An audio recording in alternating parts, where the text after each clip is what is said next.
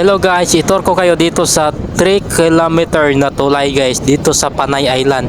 Ito yung pinakamahaba at pinakaunang tulay na pinakamahaba dito sa buong Visayas guys. Yan guys, tingnan nyo guys. Pinakamahaba talaga tong tulay guys dito sa buong Visayas guys.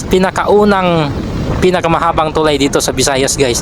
Kung makikita mo yung tulay guys, napaka-elegant talaga guys. Pero guys, ito yung tulay na pinakauna guys. Kumbaga hindi ko alam kung anong taon pa to ginagawa guys. Basta ito yung pinakaunang tulay guys. Kumbaga vintage na to siya guys.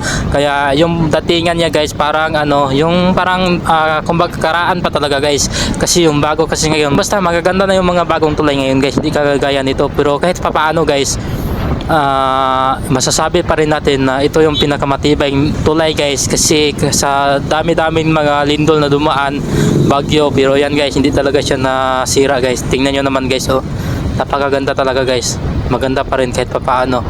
Yan guys, napakaganda talaga guys. At kung sa patibayan naman pag-usapan guys, na kung matibay talaga kung tulay na to guys, kasi subok na to guys sa rami-raming mga lindol na dumaan dito sa Pilipinas. At dyan lang po guys, thanks for watching, God bless po sa inyong lahat, salamat sa walang sawang pagsuporta sa mga video ko.